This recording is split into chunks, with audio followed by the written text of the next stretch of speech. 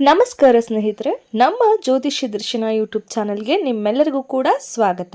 ಇಂದಿನ ವಿಡಿಯೋದಲ್ಲಿ ದೇವಮಾತ್ರಕ ಯಂತ್ರ ಇದರ ಬಗ್ಗೆ ತಿಳ್ಕೊಳ್ಳೋಣ. ಅದಕ್ಕಿಂತ ಮುಂಚೆ ನೀವಿನ್ನೂ ನಮ್ಮ ಯೂಟ್ಯೂಬ್ ಚಾನೆಲ್ನ ಸಬ್ಸ್ಕ್ರೈಬ್ ಮಾಡಿಲ್ಲ ಎಂದಾದರೆ ಈಗಲೇ ಸಬ್ಸ್ಕ್ರೈಬ್ ಮಾಡಿಕೊಳ್ಳಿ.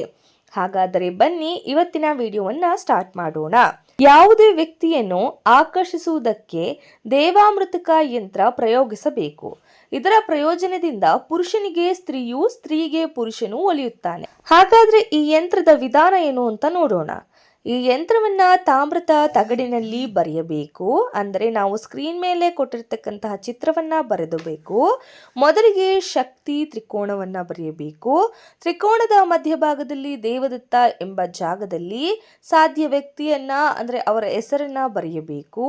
ನಂತರ ತ್ರಿಕೋಣದ ಸುತ್ತಲೂ ಒಂದು ವೃತ್ತವನ್ನ ಬರೆಯಬೇಕು.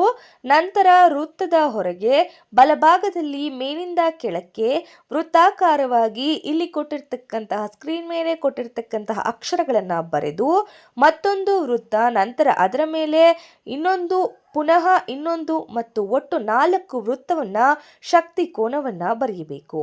ಇದನ್ನ ಬರೆಯಲು ಅರಗಿನ ರಸ, ಅರಿಶಿನ, ಮಂಜಿಷ್ಟ ಇವುಗಳಿಂದ ಲೇಪನ ಮಾಡಬೇಕು.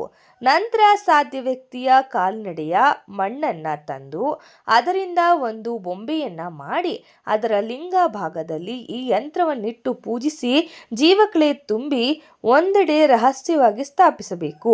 ಇದರಿಂದ ಆಕರ್ಷಿತರಾದ ವ್ಯಕ್ತಿಗಳು ಸಾಧಕರ ಬಳಿ ಬರುವರು, ಹೇಳಿದಂತೆ ಕೇಳುವರು.